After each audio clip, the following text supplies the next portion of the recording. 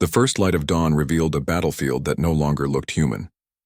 Hill 227, outside Anzio, was nothing but a scar on the Italian coast. Blackened trees jutting from the soil like ribs, the air thick with the metallic tang of cordite and blood. The 45th Infantry Division, the Thunderbirds, had held the line through the night, but barely. The wounded lay everywhere, men whispering for water, others too still to ask. Between them, moving like ghosts in a storm, came the medics. Their red crosses were smeared with mud, their sleeves soaked in other men's lives. One of them, Private First Class Raymond Doc Harper, knelt beside a fallen rifleman, pressing his hands into a wound that wouldn't stop bleeding. "Stay with me," he whispered, his voice hoarse, trembling. A mortar screamed overhead. Dirt rained down. But Harper didn't flinch. Behind him, the front had collapsed. The enemy was less than 200 yards away. The order had come to fall back. He stayed. So did Sergeant Louis Morgan, Corpsman Salvatore Di Lorenzo, and 3 others whose names would never appear in any official citation. While the rest of the 45th regrouped to the rear, 5 medics refused to move. Not because of orders, but because there were still men breathing on the ground. "If they're staying," Morgan muttered, loading his pistol, "then so am I." By dawn, the fog lifted, and what they did next would echo across the front lines of Europe as the day the wounded saw the medics fight for them, and the medics refused to leave. The morning of February 17, 1944, bled into existence over the Anzio beachhead like a slow, wounded sunrise, pale gold through drifting smoke, the air carrying the sour stench of cordite, blood, and wet sand. The Allies had landed nearly 3 weeks earlier in what was meant to be a bold flanking maneuver, a thrust northward meant to outpace the German lines and reach Rome by spring. But now the advance had bogged down into a nightmare of stalemate and attrition. The Germans had dug in along every ridge, turning the flatlands into killing fields. The 45th Infantry Division, veterans of Sicily and Salerno, found themselves clawing for inches on terrain that devoured entire companies. The men called it the meat grinder, and on its southern edge stood Hill 227, a lump of ground so unremarkable it didn't even appear on some maps, but which had become the hinge upon which the entire defense rested. Whoever held it controlled the approaches to the sea. The Germans knew it. The Thunderbirds knew it. And somewhere amid that blasted landscape, a handful of medics, unarmed except for their will, had decided that no man who fell on that hill would be left behind. The first shells came just after dawn. They landed with a deep concussive thud that shook the foxholes like earthquakes. Dirt and flesh rained down in equal measure. Private First Class Raymond Doc Harper was already crawling through the muck, his medic's bag slung across his back, his breath misting in the cold. He'd been awake for 36 hours straight, moving from one casualty to the next. Morphine, bandages, whispered prayers. His hands no longer trembled. They'd forgotten how. "You all right, soldier?" he muttered to a man whose leg was missing below the knee. The soldier stared at him, eyes wide, lips moving soundlessly. Harper pressed morphine into his arm, wrapped the stump tight, and moved on. He had no time to linger. Beside him, Sergeant Louis Morgan, a broad-shouldered Oklahoma farm boy turned platoon leader, fired short bursts from his Thompson toward the ridge. "They're regrouping up there," he shouted. "Medic, you're gonna get yourself killed." Harper didn't answer. He was already dragging another man out of a crater. The shells screamed again. The world went white, then black. When Harper's hearing returned, he realized he was lying half-buried in mud, his helmet gone, ears ringing like church bells. He looked up and saw Morgan hauling him to his feet. "You dead?" Morgan shouted. "Not yet," Harper croaked. Together they stumbled toward the line. Behind them, the smoke parted just long enough to reveal the German assault teams forming, gray figures moving like shadows through the ruins. "They're coming," someone yelled. The line erupted in gunfire. Machine guns chattered, mortars thumped, men shouted, prayed, screamed. But through the chaos, Harper kept moving. His task wasn't to fight, it was to mend. He slid into foxholes slick with blood, worked by feel, cut away uniforms, packed wounds, and whispered the same words over and over. "You're gonna be all right. You're gonna be all right." He didn't know if it was true. He said it anyway. By mid-morning, the 45th Infantry's E Company was nearly wiped out. The ridge was pockmarked with shell craters, the trenches caved in. Command had ordered a tactical withdrawal to regroup, a retreat. But when the call came down the line, Harper and his small team of medics didn't move. Corpsman Salvatore Sal Di Lorenzo, a New Yorker with a broken nose and a mouth full of defiance, spat into the dirt. They can retreat if they want. I got boys bleeding out here. Morgan, still clutching his Thompson, stared at them in disbelief. You'll die here. Harper looked up from the soldier he was bandaging. Then we'll die doing something that matters. It wasn't a declaration of courage so much as exhaustion, the stubborn fatigue of men who had seen too much to quit.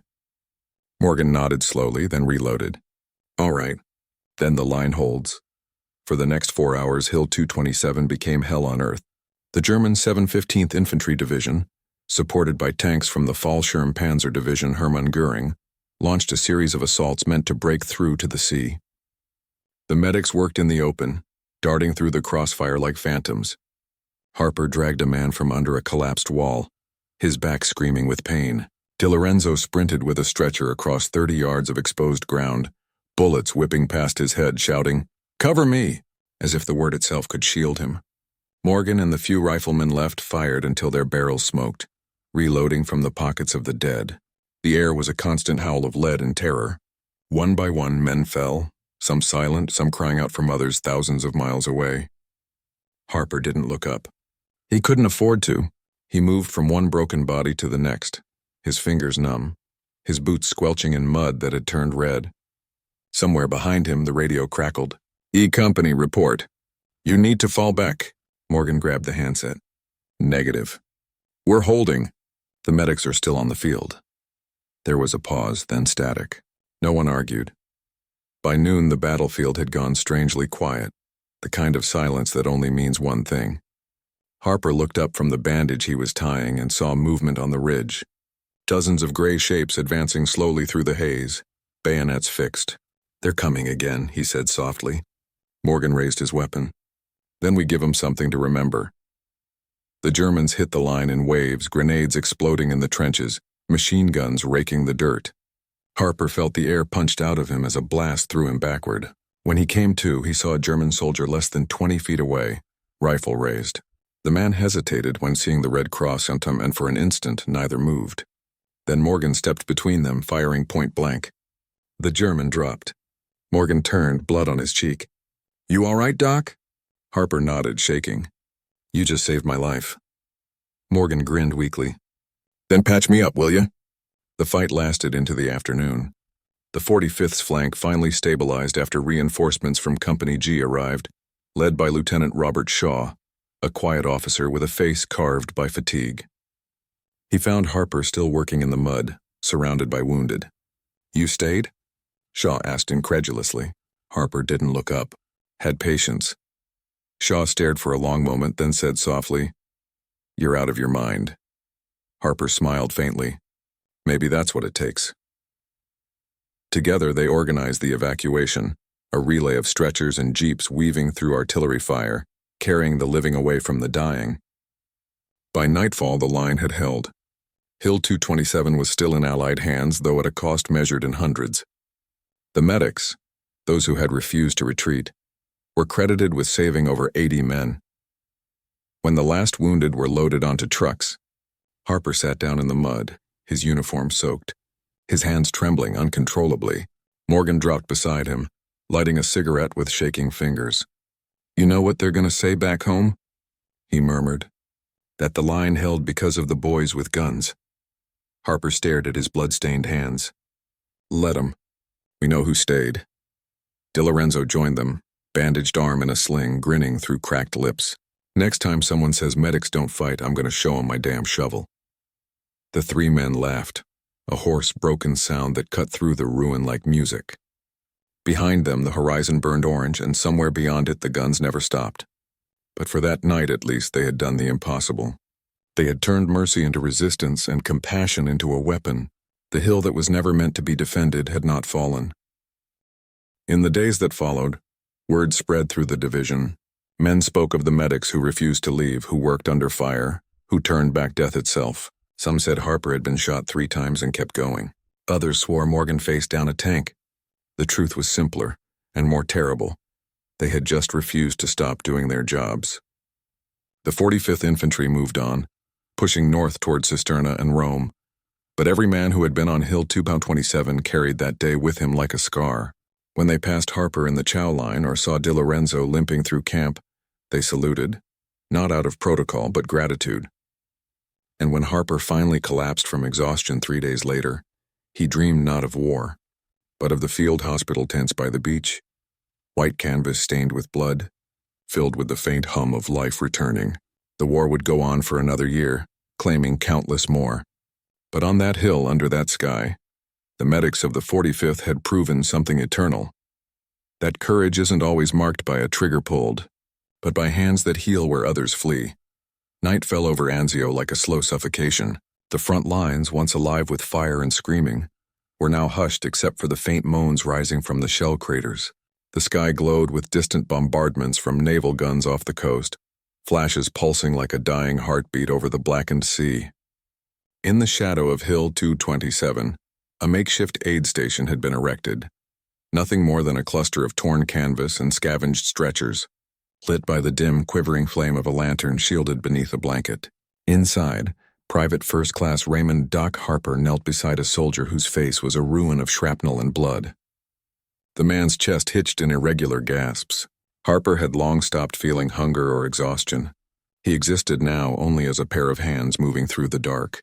"Stay with me," he whispered, fingers pressing gauze against the wound, the smell of iron thick in the air. The soldier's eyes fluttered open, unfocused. "Doc," he rasped. "It hurts." Harper's voice came low and steady. "That means you're still here." Outside, the wind carried the distant growl of tanks moving across the plains. The battle had shifted north, but the wounded remained, scattered remnants of a fight that had nearly consumed them all. Sergeant Lewis Morgan stood outside the tent, cigarette trembling between his fingers as he stared toward the ridgeline. The ground there still smoked from the morning barrage. He could see silhouettes moving along the edge, burial details gathering the dead under the glow of flares. Each flash of light revealed another stretcher, another shape covered with a tarp. He'd seen battlefields before, Sicily, Salerno, but this one felt different. It wasn't just the destruction, it was the silence that followed, heavy and endless. He flicked the cigarette away and turned as corpseman Sal Di Lorenzo emerged from the darkness, carrying a crate of plasma bottles stolen from an abandoned supply truck. His uniform was black with dried blood, his helmet dented from shrapnel. "That's the last of it," Di Lorenzo said, setting the crate down. "After this, we're improvising." Morgan nodded, his jaw tight. "Doc says we got 30 still breathing." Di Lorenzo exhaled through his teeth. "Then we better move fast. I don't think this place can hold another dawn." Inside, Harper worked in silence. Each patient was another battle. Pulse or no pulse, breath or none. He moved from one to the next, his face expressionless, his motions mechanical. Somewhere in the background, a wounded man began to sing softly, a broken off-key hymn in a southern drawl. Others joined in, their voices weak but haunting, rising and falling like the wind. It wasn't music. It was memory. Harper paused for a moment, closing his eyes. He thought of home, of Tennessee fields in summer, of his mother's voice calling him in from the porch. The sound faded as another man cried out. Harper returned to work. There was no room for ghosts here. Only the living and those trying not to die. The hours bled together.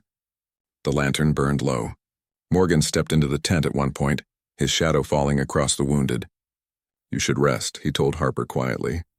Harper looked up, his eyes red-rimmed. "Can't, not yet." Morgan sighed and crouched beside him. "You know they're pulling the division back to the secondary line tomorrow?" Harper nodded without looking. "Then we've got until dawn." Morgan frowned. "You planning to stay again?" Harper didn't answer. He tightened a tourniquet instead, his knuckles white. Morgan stood, frustration hardening in his voice. "You can't save them all, Doc." Harper's hands froze for a moment, then resumed their work. "I'm not trying to save them all," he said softly. "Just the one in front of me." Outside, the wind picked up. The smell of the sea drifted inland, salt and smoke and decay. Di Lorenzo was setting up an IV line when he froze, listening. "Hear that?" he whispered. From far off came a faint mechanical whine. Engines, not tanks. Aircraft. The three men exchanged a glance. Bombers? Morgan said. At this hour? The sound grew louder, a distant thrum building into a roar. Then the first flare burst overhead, turning the night into a ghostly daylight. The medics looked up in horror.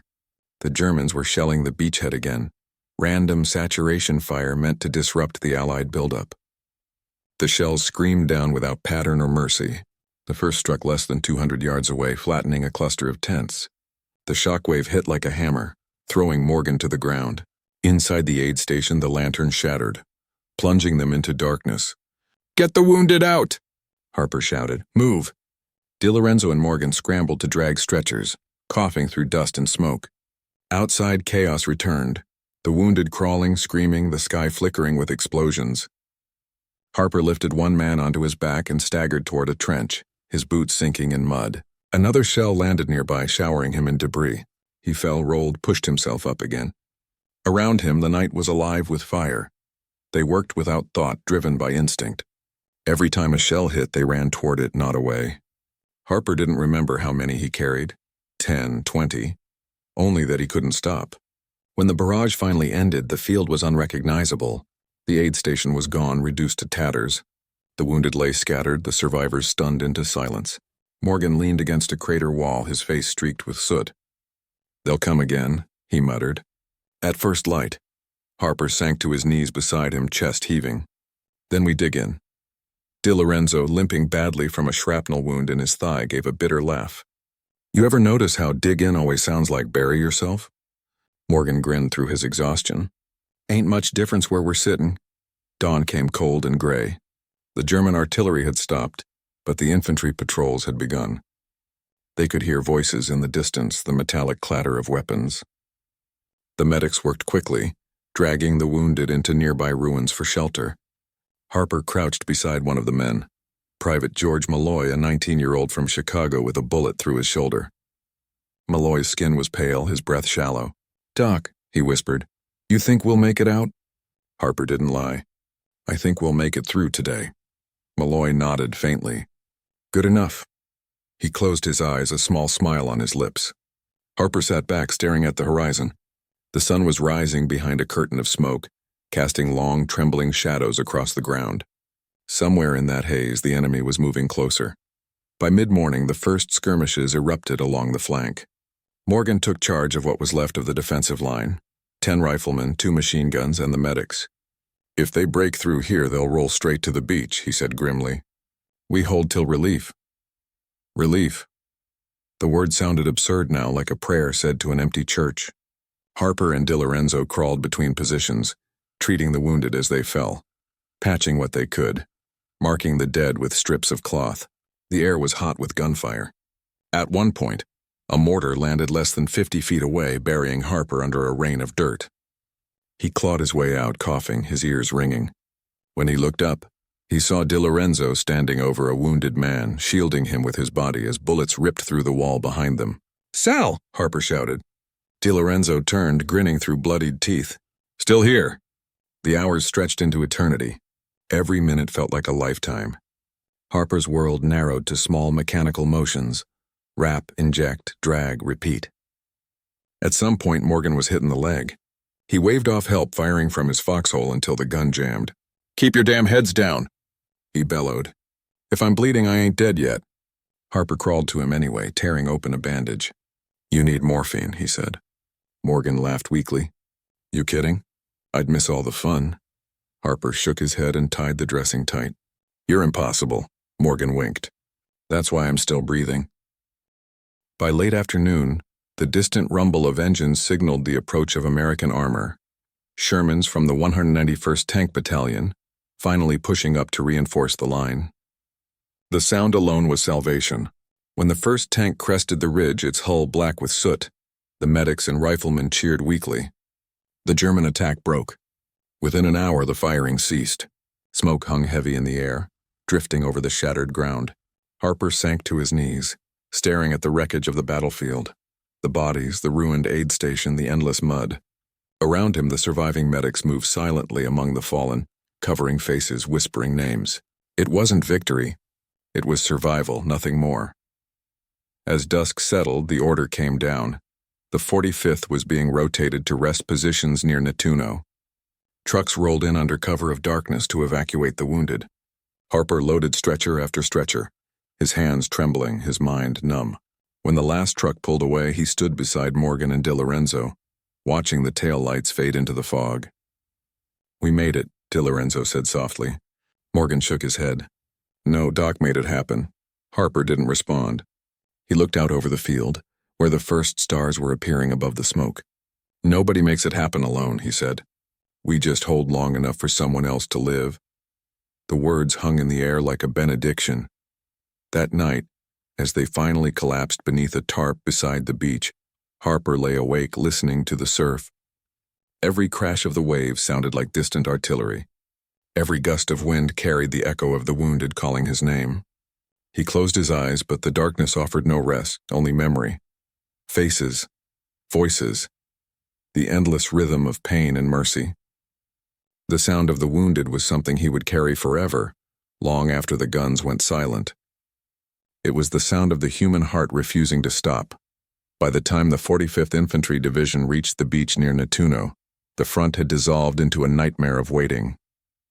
The sea was gray and listless, the sand littered with wrecked landing craft and burned-out trucks, their metal frames half buried in salt and ash.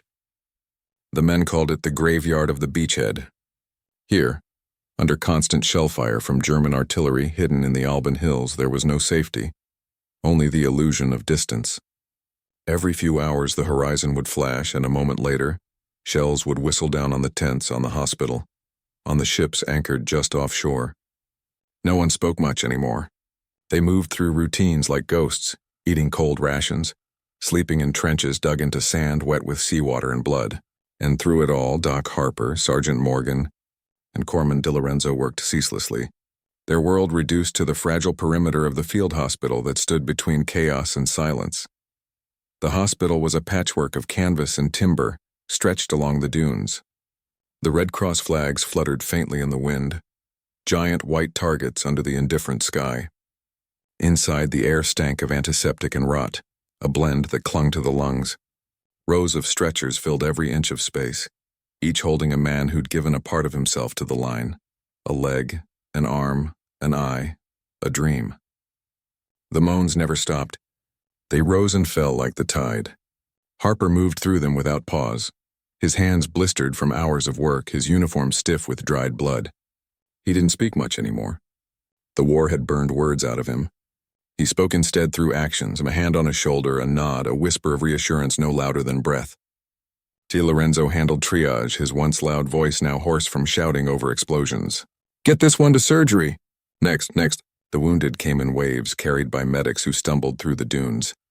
Their faces hollow, their boots leaving trails of crimson. Morgan oversaw the perimeter, his Thompson slung low, watching the hills through binoculars for the next barrage. "They're ranging the guns closer," he muttered one afternoon as another shell landed offshore, sending a plume of water and sand skyward. "If they walk that in, we're done." That evening, as darkness fell, Harper finally stepped outside the hospital for the first time in nearly 20 hours. The air was thick with humidity, the horizon flickering with the dull glow of artillery flashes miles inland. He lit a cigarette with shaking hands and stared out at the sea.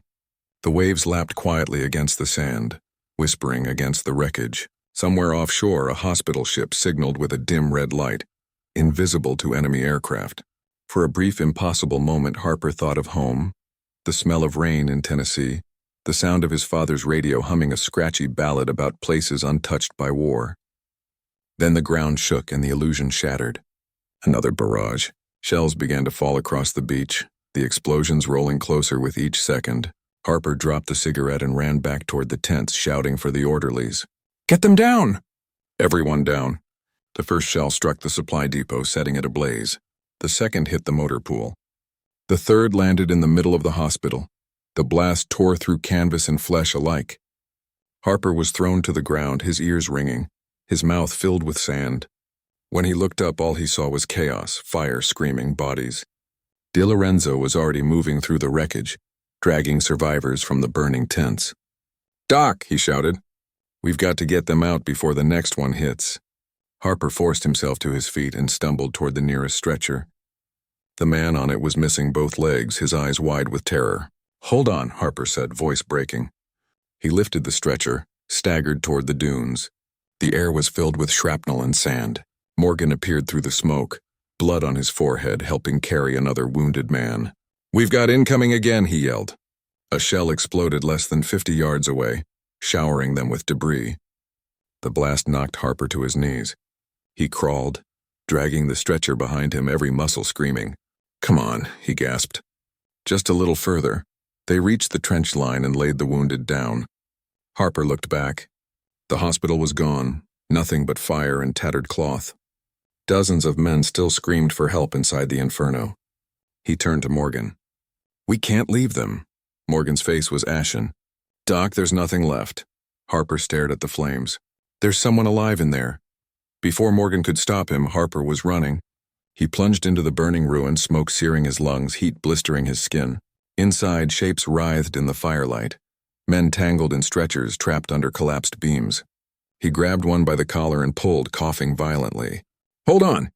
he shouted. He didn't know if the man heard him. He dragged him clear just as the tent behind them collapsed. Outside, Di Lorenzo doused them with water from a canteen, shouting curses in Italian. "You're insane, Doc. You want to die a hero?" Harper ignored him, diving back in. By the time the barrage ended, the hospital was nothing but smoldering ash. But Harper and his team had pulled out 17 men alive. The price was high. Burns, concussions, lungs scorched by smoke. But they were alive. The following morning, the survivors huddled among the dunes, watching smoke drift over the ruins. The medics had no supplies left. They scavenged what they could. Bandages from parachutes, morphine from shattered kits, seawater boiled over fires to clean wounds. The sea breeze carried the stench of death inland. "They'll send replacements," Di Lorenzo muttered, his voice hollow. "They have to," but no replacements came. For 3 days they worked alone, treating the wounded under tarps, rationing morphine, praying for evacuation that never arrived. The front line had shifted again, and the high command had other priorities. The men of the 45th had been forgotten, a thin scar of humanity clinging to the beach. On the fourth night, a storm rolled in from the Tyrrhenian Sea. The wind howled through the wreckage, tearing at what little shelter they had left. Harper stood alone by the shore, rain soaking through his torn uniform, watching lightning flicker over the water. He thought of the men lying behind him, the ones he'd saved, the ones he hadn't. Each face burned in his mind. He didn't pray anymore. He just whispered names to the wind, as if speaking them kept them from disappearing entirely. Morgan joined him, limping heavily. "You can't keep this up, Doc," he said softly. "You'll break." Harper's gaze stayed on the horizon. "I broke a long time ago," he replied. "But I keep walking." Morgan nodded. "Guess that's all any of us can do."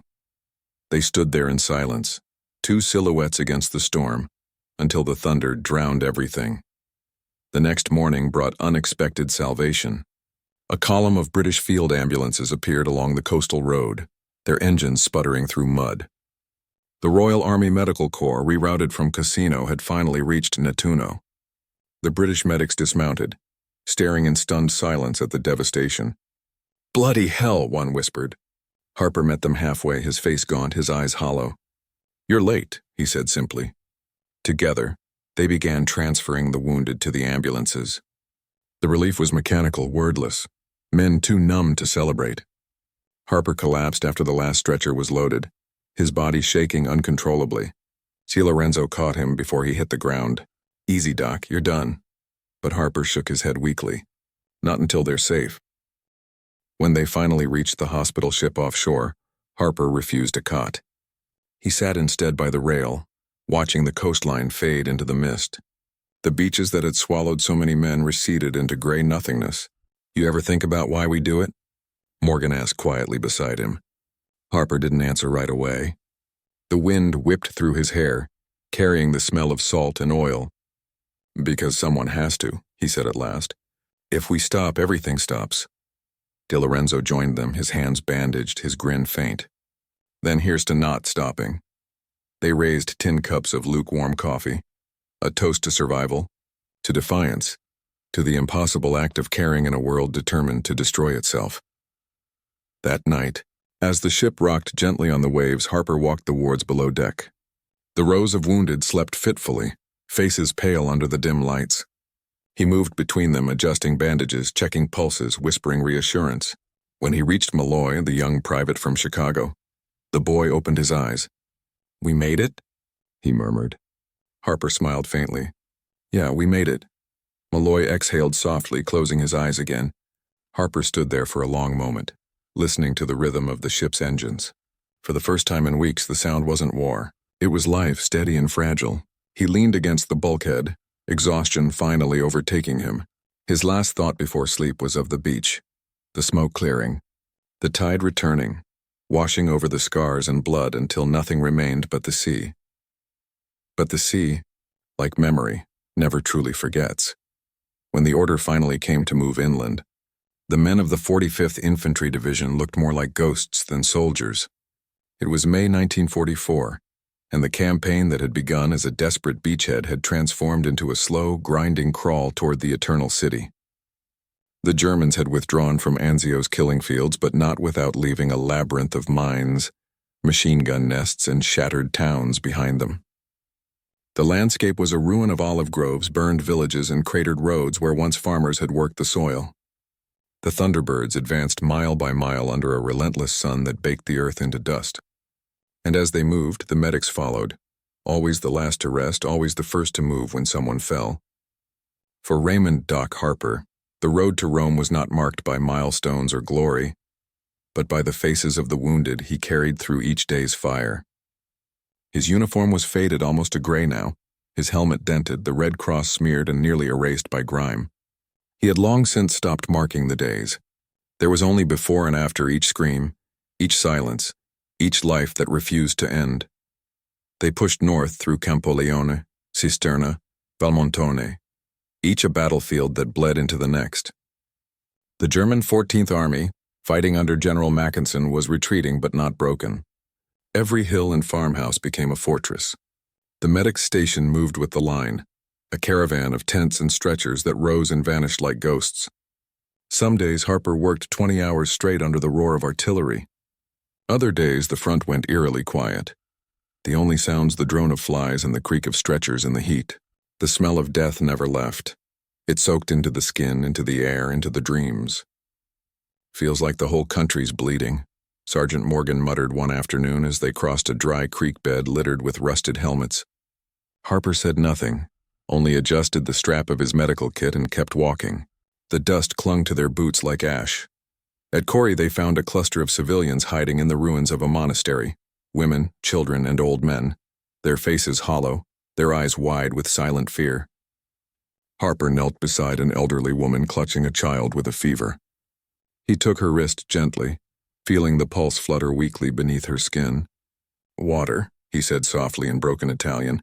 The woman pointed to a cracked cistern half buried in rubble. Harper filled a canteen, poured it slowly into the child's mouth. The boy stirred barely. "You think we'll make Rome?" Corpsman Di Lorenzo asked from behind him, his voice brittle with exhaustion. Harper looked up from the child, the faint echo of artillery rolling across the hills. "We'll make it," he said quietly. "But I don't know what'll be left of us when we do." The medics worked not only on their own, they treated everyone, friend or foe, soldier or civilian. It was a code they'd stopped needing to explain. Near Valmontone, after a brutal firefight in the wheat fields, they came across a German paratrooper barely 20 years old, bleeding from a chest wound. His uniform was torn, his eyes wild with pain. Morgan raised his weapon automatically, but Harper stepped forward. "He's hit bad," he said. Morgan hesitated, then lowered the gun. Harper knelt, pressing his hand against the wound, feeling the blood pulse through his fingers. The boy muttered something in German, eyes fluttering. Harper didn't understand the words, but he knew their meaning. Fear, pain, the same as any man's. "Easy," Harper whispered. "You're gonna be all right." When the boy finally went still, Harper closed his eyes and whispered something. Not a prayer exactly, but a promise. Later, as they moved on, Di Lorenzo asked quietly, "Why'd you waste your morphine on him, Doc? We're short as it is." Harper looked at him for a long time before answering. "Because he was dying," he said simply. "And I don't want to be him when it's our turn." The road to Rome stretched on like a fever dream. Each mile was another memory etched into the earth. Burned tanks, dead mules, the endless buzz of flies. The medics slept when they could, ate when someone remembered to feed them. Letters from home came rarely, and when they did, they read them like artifacts from another life. Harper's last letter from Tennessee was 3 months old, a few lines written in his sister's looping hand. Mama says the garden's blooming again. She prays for you every night. He folded it carefully, slid it back into his breast pocket, and went back to work. As June began, they reached the Lepini Mountains, the final natural barrier before Rome. The fighting there was vicious, close quarters, street by street, field by field. The Germans fought with desperation, delaying every advance. On June 2nd, Harper's medical station was established in the cellar of a bombed-out farmhouse overlooking the valley. The walls shook constantly from artillery. The wounded came in faster than they could treat them. "We're out of plasma," De Lorenzo shouted over the noise. "Use saline," Harper yelled back, his voice hoarse. "Keep them breathing." Outside, Morgan coordinated stretcher teams, shouting orders until his voice cracked. The cellar filled with smoke and dust. Harper's hands never stopped moving. Tourniquet, bandage, injection, breath. He could feel the floor tremble beneath him as shells landed closer. A beam cracked overhead, showering him with plaster. "We can't stay here," someone shouted. "If we move them now, they'll die," Harper roared back. And so they stayed, defying the logic of survival. When the shelling finally ceased, the silence was unbearable.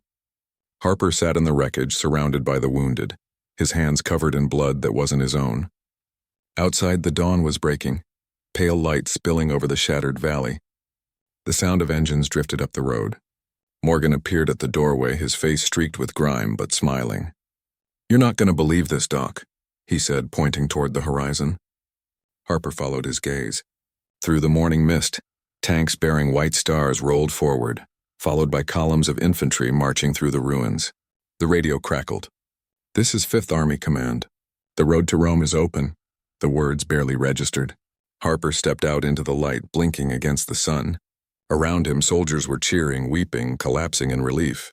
He felt none of it, only exhaustion, deep and endless. Rome was close now. Close enough that the air carried the faint scent of cypress trees and smoke. He looked down at his hands, the blood drying to brown under the dirt. He wondered if anything clean still existed in the world. De Lorenzo stumbled beside him, grinning through cracked lips. "We did it," he said. Harper nodded faintly. "Yeah, we did." Morgan laughed behind them, lighting a cigarette with shaking fingers. "The medics who wouldn't die," he said. "That's what they'll call us." Harper smiled, but it didn't reach his eyes. Then they weren't watching close enough. 2 days later, on June 4, 1944, they entered Rome. The city was half deserted, its ancient stones echoing with the footsteps of liberation. The Thunderbirds marched past cheering crowds, civilians waving flags, throwing flowers, crying in the streets. Church bells rang across the skyline. For the first time in months, the air wasn't filled with gunfire. Harper walked behind the column, his uniform torn, his expression unreadable. De Lorenzo waved weakly to the crowd. Morgan limped beside him, cigarette dangling from his lips. They passed the Colosseum, its arches blackened by war. The same arena that had once witnessed other empires rise and fall. Harper stopped for a moment, staring up at it, the ghosts of history whispering in the stone. "We made it to Rome," De Lorenzo said softly beside him. Harper nodded. "Yeah, but I think the road keeps going." That night, in a captured villa on the outskirts of the city, the medics sat together for the first time in weeks without the sound of guns. Someone had found wine in a basement. They drank in silence, the candlelight flickering over their hollow faces. Outside, Rome glowed faintly under blackout conditions, the Tiber reflecting the moonlight. Harper leaned back in his chair, eyes closed, listening to the city breathe. "You know what's funny?" Morgan said after a long time. "We didn't come here to fight. We came to fix. And somehow that's what saved us." Harper smiled faintly. "Fixing's harder than fighting." De Lorenzo laughed quietly. "Ain't that the truth?" They sat there until the candles burned out, and for the first time the silence didn't hurt. But even as Rome celebrated, the war was far from over. The medics knew it. Orders were already coming down. Southern France, the Rhineland, the final push into Germany. For now, though, they allowed themselves to breathe, to remember that mercy still had a place in the world. Harper walked to the balcony, looking out over the sleeping city. The bells had stopped, but in the distance, he could still hear them, faint and eternal, ringing for the living and the lost alike. The war did not end with Rome. It never truly ended for those who carried the wounded. After the brief celebration and the hollow speeches, the 45th Infantry Division was redeployed north toward the Rhineland, cutting across France through fire, mud, and ruin. It was autumn now, September 1944, and Europe was dying in color, the trees burning orange under a gray sky, fields littered with tanks like carcasses. The men moved like machines, bone-tired, hollow-eyed, chasing the rumor of an ending that never came. For Raymond "Doc" Harper, the war had become a rhythm of breath and silence, of blood and dawn. He no longer felt fear or joy or even exhaustion. He felt duty, a quiet, endless pulse that drove him forward. His world had narrowed to what he could hold in his hands: a bandage, a syringe, the pulse beneath his fingers that told him life still flickered somewhere in the wreckage. Sergeant Morgan and Corpsman Sal Di Lorenzo were still with him, though time had worn them thin. Morgan walked with a limp from the wound he'd taken near Corey. Di Lorenzo's hands trembled when he lit his cigarettes. But they were alive, and that was enough. Together they crossed the broken continent, one battlefield at a time. In Alsace, the snow came early. It covered the world in a deceptive calm, hiding the bodies that lay beneath. The 45th was fighting now through towns whose names blurred together: Epinal, Bitchy, Rapertswiller, each one a ruin of stone and smoke. Harper's aid station was a shattered church, its stained glass windows blown out, its altar turned into an operating table. The cross above was cracked, Christ's face blackened by soot. He worked there for days without stepping outside, his breath misting in the frozen air as he bent over wounds that refused to close. "Another one coming in," Di Lorenzo shouted from the doorway, dragging a soldier whose left arm hung by threads of flesh. Harper grabbed his scissors, his hands steady as ever. "Lay him here, quick." He cut away the uniform, clamped the artery, wrapped what was left of the arm. The soldier screamed once, then went limp. "He's gone," Di Lorenzo said. Harper didn't move. "He's not gone yet." He pressed his hands harder, whispering something under his breath. The blood slowed, then stopped. The pulse came faintly back. Harper looked up, sweat dripping down his face despite the cold. "Next," he said simply. Outside, the wind howled through the church's broken walls, carrying the sound of distant artillery like a funeral hymn. One evening, as the snow began again, Morgan entered the church, brushing frost from his helmet. "Doc," he said quietly, "we got orders to pull back. The Krauts are counterattacking from the ridge." Harper didn't look up. "I've got men on the table." Morgan's voice hardened. "They won't matter if we're overrun." Harper tied off a stitch, wiped his hands on his coat, and looked at him finally. "Then I guess we'd better hold." Morgan sighed, rubbing his temples. "You haven't changed, Doc." Harper almost smiled. "Neither have you." When the first shells landed, the stained glass above them shattered completely, raining down colored shards that glimmered like dying stars in the candlelight. The men outside opened fire. The Germans were pushing through the trees, their boots crunching in the snow, shouting orders in harsh bursts. Harper kept working. The roof shook. Plaster fell from the ceiling. Di Lorenzo ran in panting. "They're getting close." Harper didn't look up. "Then we'll need more stretchers." Morgan stared at him, then shook his head with a bitter laugh. "You're out of your damn mind." Harper met his eyes. "It's a good thing you are too." The fighting raged through the night. The church became both sanctuary and battleground, medics and riflemen side by side, one saving, one holding. When the ammunition ran low, Morgan took up a fallen rifle and fired through the broken doorway. "They're not taking this place," he shouted. Di Lorenzo moved between patients like a ghost, dragging bodies, checking pulses. Harper stitched under the flicker of gunfire, his hands guided by instinct alone. Hours passed. Then suddenly silence. The firing stopped. Morgan limped to the doorway, peering through the smoke. The Germans were retreating, their silhouettes fading into the trees. Snow drifted down again, soft and soundless. The medics looked at each other, the adrenaline fading. "We held," Morgan said, half in disbelief. Harper wiped his hands on his apron, his voice flat. "No." They just left more work for us. By the time dawn came, the church floor was a sea of bandages and blood. The wounded moaned softly, the candles flickering low. Harper stood at the window, watching the light spread across the snow. It was beautiful in a cruel way, the purity of it indifferent to the carnage below. DiLorenzo slumped against a wall, his head nodding. "Doc," he murmured, "you ever think about after?"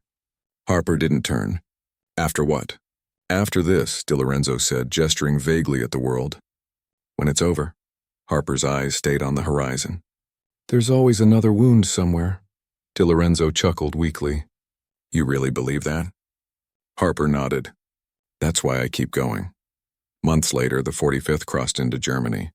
The villages were silent now, their people gone or hiding. The air smelled of smoke and fear. The men said the war was nearly done, that Hitler was cornered, that Berlin was falling apart. But the medics knew better. They'd seen too many last battles, too many final pushes to believe in endings. And then came April 29th, 1945, the day the world shifted forever. The 45th Infantry Division stumbled upon a place that defied reason, Dachau, the first of the concentration camps to be liberated. Harper was among the first inside. The gates creaked open, revealing a landscape from another world. Rows of barracks stretched into the mist, the air thick with a smell he would never forget.